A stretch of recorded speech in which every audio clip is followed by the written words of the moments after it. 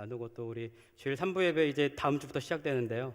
주일 3부 예배 이제 같이 예배 드릴 공동체로 우리들이 이렇게 같이 예배를 드리게 돼서 참 반갑고 또 소중합니다. 우리 옆에 분들에게 이 시간에 사랑 고백을 한번 해보시는데요. 속주머니에서 다 준비하셔가지고 자 이렇게 해가지고 뭐가 나와야 될까요? 네, 하트를 어떤 사람 하트가 제일 이쁜지를 보겠습니다. 자, 속주머니에서 꺼내가지고 자 옆에 사람한테 주세요. 쏘세요. 사랑해. 말도 좀 한번 해보세요. 사랑해 한번 해보세요. 청년들이 내가 보기에는 수련회 가가지고 굉장히 은혜도 많이 받고 그랬다는 얘기를 들었는데 많이 사랑하지는 않기로 같이 얘기들을 나누는가 본데, 여러분 섹스피어가 쓴 책들을 쫙 읽어보면 섹스피어의 책에 사랑해라는 단어가 몇 번이나 등장하는지 아십니까? 우리 문수 형제는 좀 알 것 같은데. 네, 그럴 줄 알았습니다. 2271번이 등장한다고 그러죠. 굉장히 많이 나옵니다. 영어로 사랑해 뭐죠? 뭐예요? 정확하게 이렇게 이상하게 영어 하지 말고 원어민처럼 네이티브 스피커로 좀 한번 들려줘 보세요. 사랑해? I love you. 불어로는, 프랑스 말로는 슈템무. 독어는 독일어 이힐리베디히. 중국어 와이니. 근데 여러분 이 언어들의 공통점이 있죠. 뭐가 있습니까? 다 사랑해 얘기할 때 나는 당신을 사랑합니다라고 돼 있죠. 아니 같이 했잖아 방금. 나는 당신을 사랑합니다라고 돼 있어요. 근데 우리나라 말이 참 재밌어요.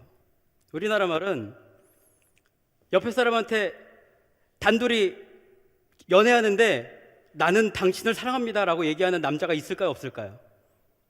없어요. 그냥 사랑해라고 얘기하죠. 우리나라 말이 진짜 대박이에요. 사랑은 아이도 없고 유도 없어야지 사랑이 되는 거죠. 그냥 내가 없어지면 사랑이 되는 거예요. 그냥 사랑해. 우리 청년들이 왜 이렇게 멀뚱멀뚱 저를 쳐다보고 있냐면 여긴 전부 다 솔로들밖에 없기 때문에 사랑의 차원을 몰라. 나도 없어지고 너도 없어지는 게 사랑이라는 거예요. 나도 없어지고 너도 없어져야 사랑인데, 오늘 그 이야기를 예수님께서 우리들에게 들려주고 싶으신 것 같아요. 오늘 말씀해 보니까요, 한 바리새인이 등장을 해요. 한 바리새인이 등장을 했는데 이 사람이 예수님을 초대합니다. 예수님을 초대하는데 예수님을 초대하는 것 자체가 굉장히 이 사람이 용기 있는 행동이에요. 왜냐하면 예수님이 그 전까지 바리새인들, 서기관들을 막 책망했어요. 니네들 그렇게 신앙생활하면 안 된다. 다 각을 세우고 신앙생활을 해오셨어요. 사역을 했습니다. 그런데 바리새인인 자신이 바리새인과 각을 세우던 예수님을 초대한다? 굉장히 용기 있는 행동이에요. 대단하죠. 그래서 예수님을 초대했습니다. 저녁을 같이 먹었어요.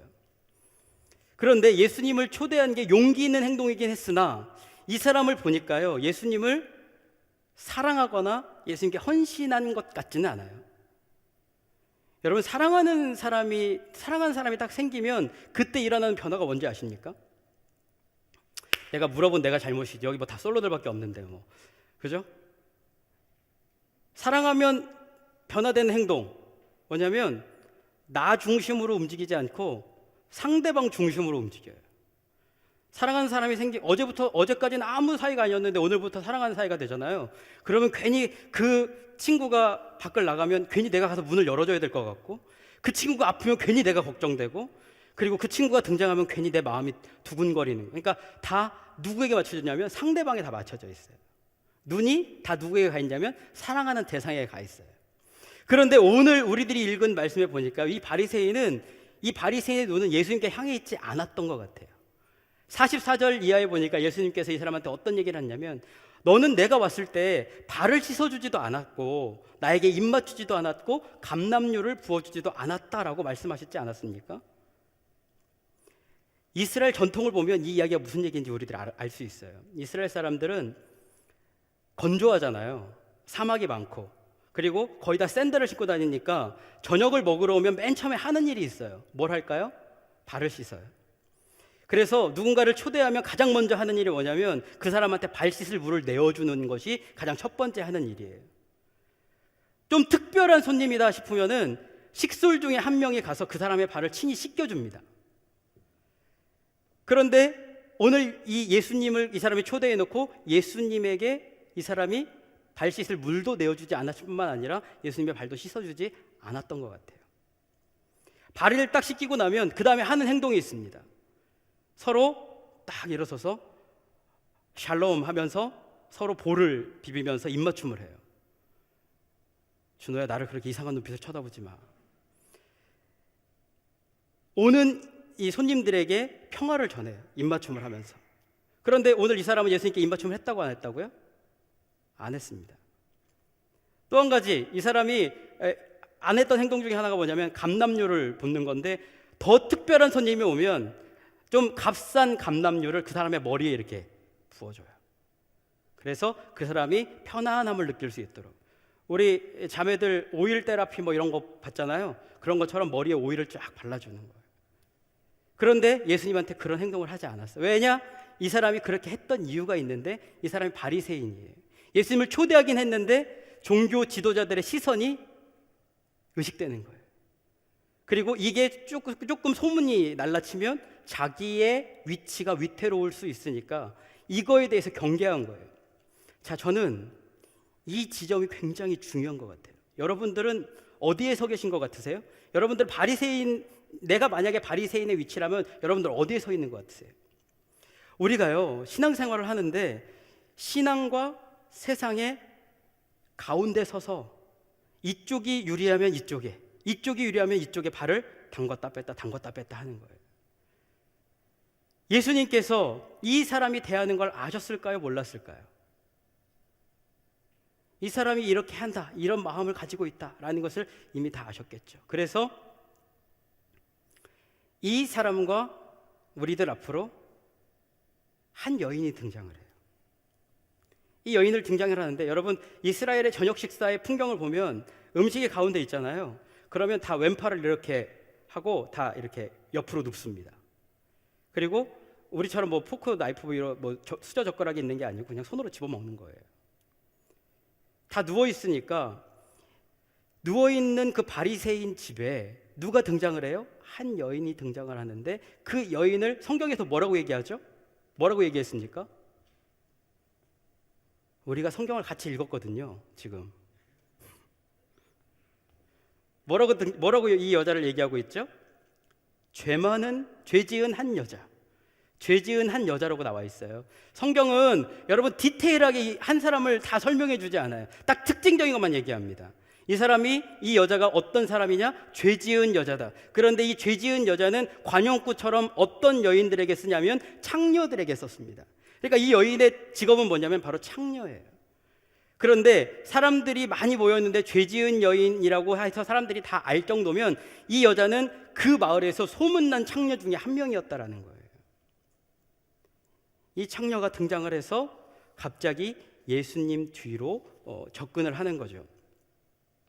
그런데 성경에서 아주 중요한 얘기가 하나 나오는데, 이 여인이 예수님께 왔는데 성경에 보니까 예수님이 거기에 계심을 알고 왔다라고 얘기했어요. 37절에 보면 예수님이 거기 계신 걸 알고 왔다라고 얘기하고 있어요. 이 알다라는 단어, 헬라어로 기노스코라는 단어를 쓰는데요. 이 기노스코라는 단어는 어떤 단어냐면, 여러분 처녀총각 때는 모르는 게 있어요. 결혼해 보면 내 와이프가 이런 사람이었지 하고 알게 되는 경우가 있어요. 결혼하기 전에 10년을 사귀어도요, 결혼하고 나서 이 사람이 그런 사람이었나 깨닫게 되는 그 체험적인 그것이 바로 기노스코라는 단어예요. 그러니까 이 여자가 지금 예수님을 어떻게 알고 있냐면, 예수님의 소문만 듣고 알고 있는 게 아니고 예수님이 어떤 사람이고 어떤 분이신지를 정확히 알고 예수님께 지금 왔다라는 거예요. 이 여인이 예수님이 누구인지를 정확히 알고, 랍비에게 창녀는 2m 이상 접근을 하면 안 돼요. 그런데 예수님은 그 당시에 랍비로 불렸거든요. 그런데 2m를 넘어서서 예수님께 접근을 해서 예수님을 만졌어요. 사실은 이 행동은 돌에 맞아 죽을 수도 있는 행동이었어요. 그러니까 이 여인은 지금 자기의 목숨을 걸고 예수님께 나오고 있는 거예요. 예수님이 누구인지를 아니까 예수님께 나오고 있는 거예요. 이 여자의 관심은 뭔지 알아요? 오로지 예수님밖에 없어요. 자기는 없어요. 이 여자의 관심은 오로지 예수님밖에 없습니다. 그런데 목숨 걸고 예수님 앞에 나갔다면 이 여자가 여러분들이 예수님이 이렇게 누워 계시는데 여러분들이 예수님께 나왔어요. 그러면 목숨 걸고 나왔을 때 예수님 앞으로 가는 게 좋을까요? 뒤로 가는 게 좋을까요? 물어보면 대답을 좀 해. 앞으로 가는 게 좋아요? 뒤로 가는 게 좋아요? 앞으로 와가지고 예수님 제가 뭐 이런 사정이 있는데 저 어떻게 하면 좋을까요? 이렇게 얘기를 해야 되겠죠. 그런데 이 여인은 어떻게 했다고 나와 있습니까? 예수님 뒤로 왔다고 나와 있어요. 이 뒤로라는 단어가 재미있어요. 두 가지의 뜻이 있어요. 첫 번째는 물리적으로 진짜 뒤에 서는 것을 얘기하고요. 두 번째의 뜻은 따라가다라는 뜻을 가지고 있어요. 자, 이 여인이 예수님께 겸손히 뒤에 섰습니다. 그런데 뒤에 선 것 그 이상의 의미를 하나 가지고 있는 것은 이 여자가 이제 예수님을 따라가기로 작정했다라는 거예요. 여러분, 이 여인의 삶이 어떤 삶이었습니까? 창녀의 삶이었어요. 사람들에게 자기의 몸을 팔아서 살았던 죄된 습성을 지니고 있었던 그런 여인이에요. 그런데 이 여인이 예수님이 누구인지를 정확히 알고 그리고 예수님 뒤로 이제 따라가기로 작정을 하는 거예요. 저는 오늘 우리 청년 여러분들 세상의 끈적끈적한 문화로부터 여러분들이 좀 돌아섰으면 좋겠어요. 그리고 예수님 뒤에 서서 예수님을 기꺼이 따라 나설 수 있는 그런 믿음이 우리 청년들에게 좀 있었으면 좋겠다라는 거예요. 끊어버릴 거 끊어버려야 돼요. 예수님을 따라가기 위해서는 내 죄된 습성들을 버려야 된다는 거죠. 그것을 오늘 이 여인은 우리들에게 보여주고 있다는 것이죠. 여러분, 이 여인의 모습을 보세요. 예수님께 무례 행하지도 않았어요. 자기의 유익을 구하지도 않았습니다. 그냥 예수님께 자기의 목숨을 걸고 나왔는데 그냥 예수님 뒤에 서는 거예요. 사랑은 무례히 행하지 않습니다. 사랑은 자기의 유익을 구하지도 않아요. 여러분, 예수님 사랑하세요? 여러분, 예수님 사랑하십니까? 제발 예수님 무례하게 좀 대하지 좀 마세요. 예수님, 어떻게 저한테 제가 그렇게 열심히 공부했는데 학점을 2.0이 뭡니까? 저 다음 주부터 교회 안 나가기로 작정했습니다. 학점 좋아질 때까지 안 나갑니다. 이게 다 제가 유치한 예를 들었지만 점점 나이가 들면서 다 똑같은 그런 예수님을 무례하게 대하고 내 유익을 구하고 나만을 앞세우는 그런 신앙으로 자꾸 변질돼 가고 있어요. 그런데 오늘 이 여인이 우리들한테 무례히 구하지 않는 사랑, 그리고 자기의 유익을 구하지 않는 그런 사랑을 지금 보여주고 있어요. 그런데 이 여인이 여기서 멈춰서지가 않아요. 더 나가죠. 이 여자가 뒤에 서서 어떻게 했습니까? 그 다음 행동이 뭐예요? 어떻게 했죠? 제 얼굴을 바라본다고 해서 뭐 답이 나오는 건 아닙니다. 이 여자가 어떻게 했습니까? 발? 그 앞에 뭐가 하나 더 있잖아요. 울었어요. 울었는데 어떻게 울었어요? 여러분, 성경을 잘 보세요. 이 여자가요, 울었는데 어느 정도로 울었냐면 발을 적실 정도로 울었어요. 눈물 한 방울 뚝 떨어지면 발이 적셔지던가요? 여러분, 발을 적실 정도로 울으려면 어떻게 울어야 될까요, 도대체? 웬만큼 울어서는 발이 적셔지지가 않아요. 근데 저는 한 가지 기억나는 건 있어요. 저희 어머니 편찮으시고 막 돌아가신다고 할 때 제가 하나님께 막 뜨겁게 회개했던 밤이 있어요. 그때 부흥 강사님이 저한테 그랬거든요. 이 앞자리에 앉은 사람 꼭 내가 말씀 끝나고 기도하다 보면 방방 뛰면서 기도한다고. 제가 그 앞자리에 앉아 있었거든요. 그때 제가 부흥 강사님한테 속으로 이랬어요. 웃기지 마세요. 기도 시간이 됐는데 제가 어떻게 할게요? 방방 뛰면서 기도했어요. 그런데 그때 뛰면서 기도할 때 눈물을 엄청 많이 흘렸어요. 제가 끝나고 진짜 눈이 퉁퉁 부어서 안 떠질 정도로 했거든요. 그런데도 발이 안 적셔지더라고요. 이 여자가 발을 적셨어요. 예수님의 발을 적실 정도로 울었어요. 얼마나 마음의 중심을 지금 예수님께 드리고 있는지 보이십니까? 그리고 그 다음에 어떻게 했습니까? 자기의 머리를, 보통 여자들이 머리를 묶고 다니잖아요. 머리를 풀어. 그래서 그 긴 머리로 적셔진 예수님의 발을 닦았어요. 그런데 성경에 보니까 그냥 닦았다고 나와 있는데 이게 시제로 보니까요, 미완료형 동사예요. 미완료형이라는 건 뭐냐면 이 여자가 닦고 또 닦고 깨끗해질 때까지 계속 닦는 거예요. 우리 자매들 오늘 주일날 교회 오면서 아침에 일어나서 머리 안 빗고 거울 안 보고 온 자매들 있습니까? 나는 뭐 얼굴이 워낙 받쳐주니까 머리 정도쯤이야 내가 그냥 머리에 떡을 치더라도 여기에 비듬이 껴서 이렇게 뚝뚝 떨어지더라도 남자들은 날 너무 사랑할 거야, 이런 마음으로 오신 자매들 있어요? 없어요. 다 거울을 보고 이 일직선이 맞는지도 볼 것이고, 그리고 어떤 자매들은 내가 오늘 트리트먼트를 잘했는데 이게 잘 나왔는지 안 나왔는지도 보고, 또 파마하고 머리 손질한 사람들은요 그거 엄청 신경 씁니다. 여러분, 우리 자매들 1년에 몇 차례 안 하긴 하지만 파마 값이 얼마나 비싸요. 그죠? 거기에 아낌없이 나의 모든 것을 주련다 그러면서 아낌없이 파마에 다 투자를 하잖아요. 그리고 디자이너 선생님이 내 머리를 잘 만져주면 너무 기분이 좋잖아요. 내가 오늘은 누구를 만나야 돼. 그죠? 왜냐? 머리는 여자의 자존심이에요. 그런데 이 여인이 지금 자기의 자존심인 머리를 예수님의 발로 닦고 있어요. 사랑하니까. 사랑하는 사람은 자존심이 없어요. 이 여자는 지금 예수님께 드리고 있는데 뭘 드리고 있냐면 자기의 자존심도 드리고 있어요. 우리 청년들 중에 취업 안 되고 시험 안 되고 이런 것들 때문에 내 자존감이나 자존심이 상한 친구들도 있을 거예요. 걱정할 필요 없어요. 예수님께 다 드리면 거기서 아름다운 역사가 일어나요. 예수님 그런 거 다 아시거든요. 그 사랑 받기를 원하시거든요. 있는 모습 그대로 받기를 원하시거든요. 그걸 드리라는 거예요. 그래서 이 여인이 그렇게 하고 나서 거기서 멈춰선 것도 아니에요. 또 했어. 뭘 했는지 아십니까? 입 맞췄어요. 발에. 제가 이 여인을 보면서 어떤 생각이 들었냐면요, 이 여인은 예수님께 예배를 드리는데 이 예배는 그냥 예배가 아니야. 내일이 없을 것처럼 예배를 드려요. 내가 오늘 끝난다. 나 오늘 여기서 끝장 본다. 우리 청년들 수련회 가면 막 집회는 끝났는데 집회가 새롭게 시작돼. 그죠? 막 밤 12시부터 막 찬양을 막 하고 거기서 오늘 밤이 끝날 것처럼 막 거기서 막 뛰고 방방 뛰고. 그죠? 그런데 이 여인은 그것뿐만이 아니고 내일은 정말 없어. 나는 이제 내일이 마지막인 것처럼 정말 최선을 다해 하나님께 예배를 드리고 있는 거예요.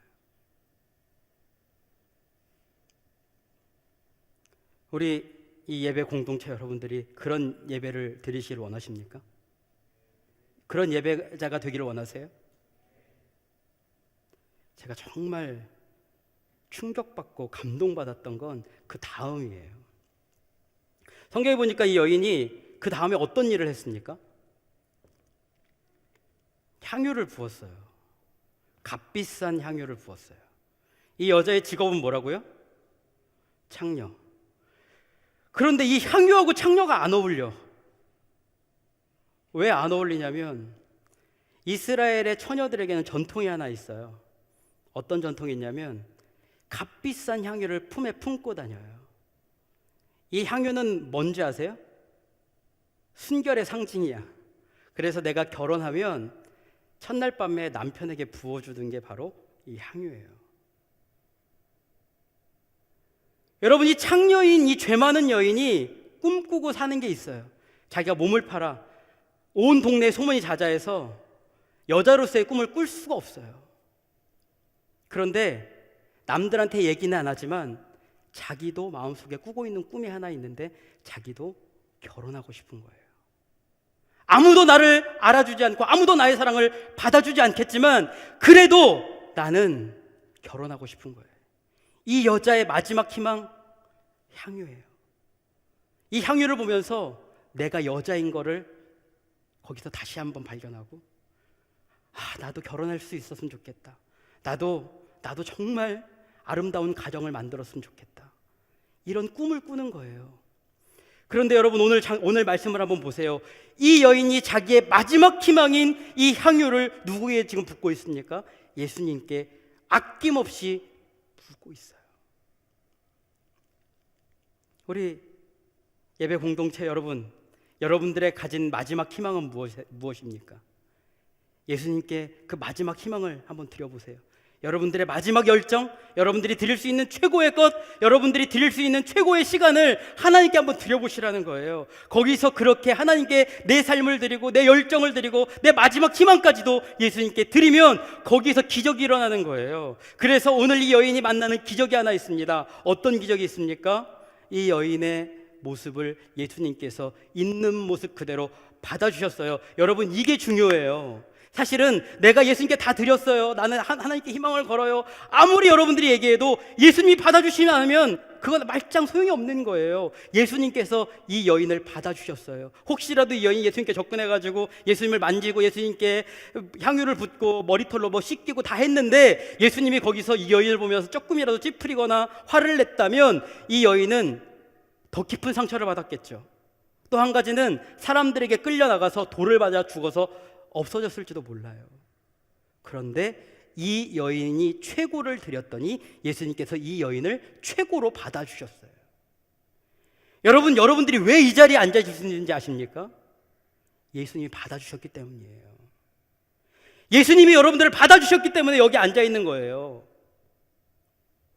내가 뭐 대단해서 내가 여기 나온 것처럼 느껴지십니까? 아니에요. 여러분들은 예수님이 받아주셨기 때문에 내가 다시 살게 된 거고요. 여러분들이 받아주셨기 때문에, 예수님이 받아주셨기 때문에 여러분들이 이 시간에 하나님께 찬양도 예배도 드릴 수 있는 거예요. 이렇게 사랑이 막 터져나오고 있는데 그때 바리새인 시몬이 하고 있는 일이 있죠.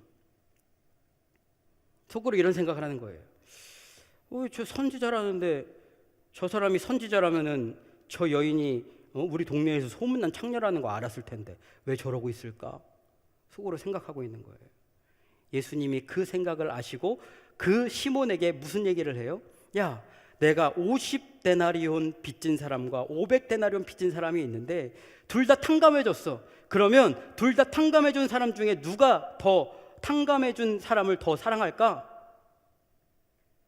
답은 뻔하죠. 500데나리온이나 탕감받은 사람이 더 사랑하는 게 마땅한 일이죠. 그러니까 예수님이 말씀하시는 거예요. 네 말이 옳다. 이 여인이 죄가 많지 않냐? 이 여인이 죄가 많으니까 나를 더 많이 사랑하는 거다. 내가 사해줬으니까. 그러니까 여러분, 이 말씀의 핵심은 뭔지 아십니까? 예수님을 사랑하는가 사랑하지 않는가예요. 사랑하는 사람, 사랑에 빠져본 사람은 알아요. 나도 없고 너도 없는 그 사랑의 단계.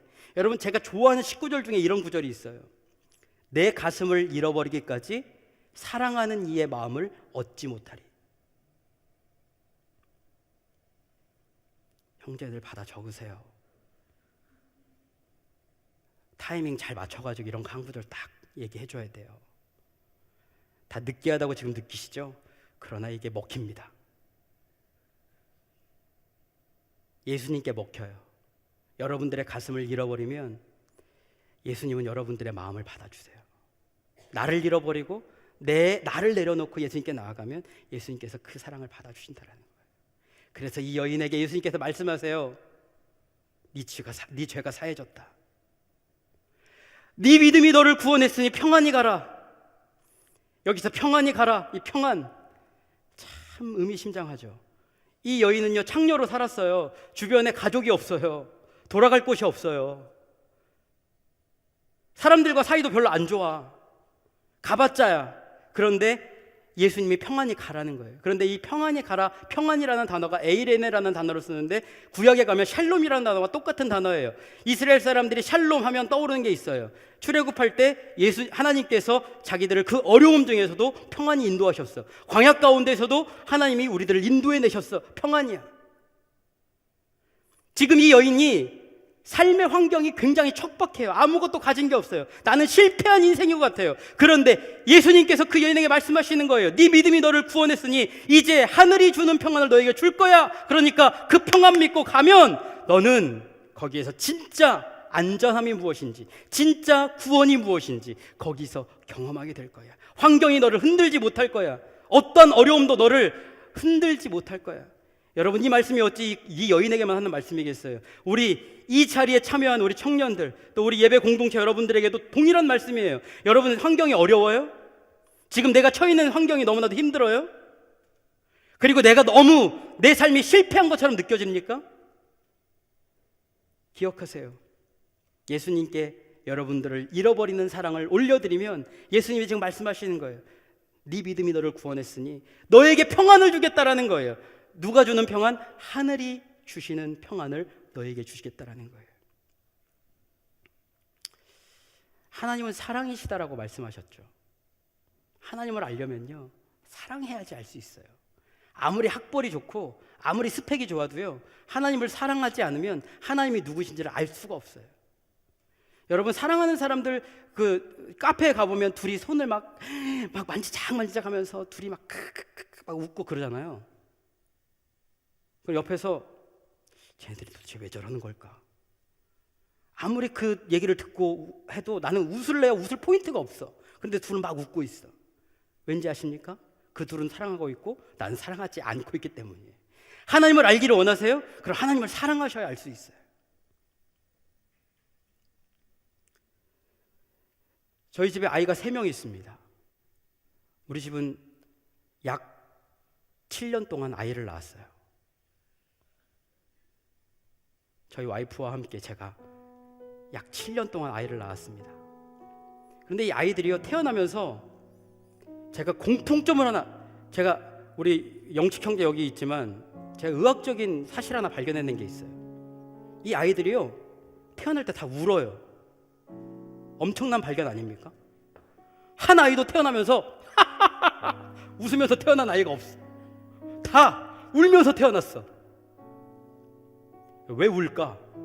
여러분, 아이들이 태어나면서 왜 우는 것 같으세요? 탯줄로 엄마랑 연결돼서 자양분을 엄마한테 다 받았는데 이제 탯줄을 딱 잘라내면서 자기의 허파에 갑자기 바람이 확 들어오는 거예요. 그러니까 자기가 그 호흡을 하려니까 놀래잖아요. 그러면서 첫 호흡을 떼면서 하는 게 그 울음이라는 거예요. 첫 호흡. 이제 엄마랑은 안녕의 출발점이 딱 떨어진 거예요. 빵 쏜 거예요. 이제 끝이야, 엄마랑은. 또 한 가지 이유는 뭐냐면 분리불안이에요. 엄마랑 떨어지면서 느껴지는 불안감 때문에 우는 거예요. 우리들은 다 모태 솔로예요. 그러니까 우리는 태어날 때부터 외로운 존재들이야. 우리는 태어날 때부터 이미 그냥 외로운 존재로 막 떠밀려 가고 있는 거예요. 여러분, 외롭죠? 여기 연애하고 있는 친구들 있지만 그 친구들도 어느 날 집에 가서 혼자 내 거울을 보면 외로울 때가 있어요. 왜냐? 그거는 근원적인 외로움이라 어떻게 할 수가 없어요. 외로워요. 그런데 그 근원적인 외로움을 해결할 수 있는 방법이 하나 있어요. 그게 뭐냐면 나를 하나님께 거는 거예요. 나를 예수님께 드려. 내가 없어지기까지 예수님께 내 삶을 드리면 거기서 내 근원적인 외로움이 해결을 받을 수가 있어요. 어떻게 하면 좋을까? 어떻게 예수님을 사랑할 수 있을까? 그거는요, 예수님의 말씀에 귀를 기울여 보는 거예요. 여러분, 사랑하는 사람의 음성에는요, 힘이 있어요. 내가 정연아 부르는 거랑 정연이를 사랑하는 사람이 정연이를 부르는 거랑 달라요. 정연이는 저한테는 반응을 안 하지만 사랑하는 사람한테는 반응을 해요. 음성에 귀를 기울여 보세요. 또 한 가지는 세레나데를 부르는 거예요. 사랑하는 사람을 향해서. 돈 지오바니 오페라 이런 거 보면요, 엘비라가 있을 때 그 밑에서 창문을 열어다오 그러면서 세레나데를 불러요. 그러면 창문이 열려요. 여러분, 이 시네마 천국 보면 그 창가에 막 비를 맞으면서 그 창문이 열리기까지 막 기다리고 있잖아요. 그때 그 사랑의 테마가 막 울리면서 창문이 쫙 열리고 막 안고 이렇게 하는 장면이 나오는데, 우리도 마찬가지. 예수님 사랑해요? 그럼 예수님께 노래하는 거예요. 예수님 찬양하는 거예요. 예수님 예배하는 거예요. 거기서 예수님과 사랑할 수 있어요. 예수님을 찬양하지도 않고 예배하지도 않고 예수님의 음성을 듣지도 않고 예수님 사랑합니다. 어떻게 그럴 수 있어요?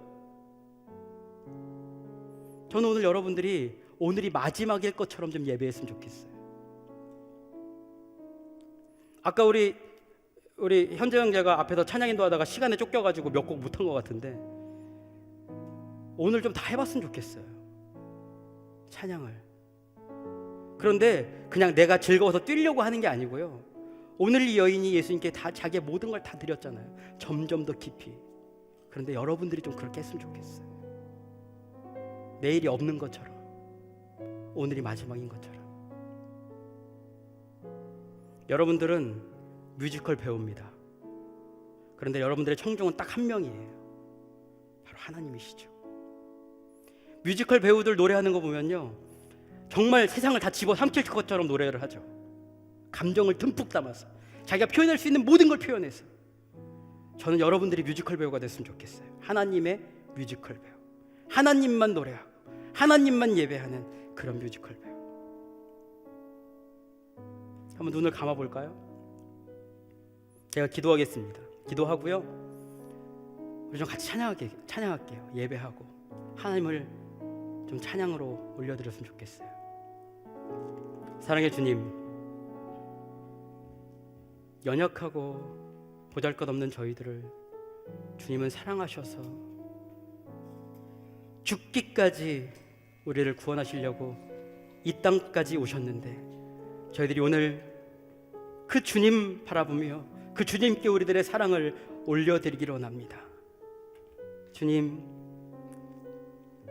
우리들의 사랑을 받아주시고 우리들의 찬양과 우리들의 예배를 받아주시고 온전히 주님만 바라보는 믿음의 사람들이 될 수 있도록 주님 축복하여 주시옵소서. 우리 청년들, 또 우리 예배에 참석한 우리 예배 공동체들 주님 기억하여 주시고, 여러 가지 척박한 환경 가운데 있어도 주님 주시는 샬롬의 평안을 맛볼 수 있도록 도와주시고, 그 안에서 진짜 예수님과 사랑을 나누는 믿음의 사람들이 될 수 있도록 축복하여 주시옵소서. 모든 것 주님께 맡겨드리며 예수님의 이름으로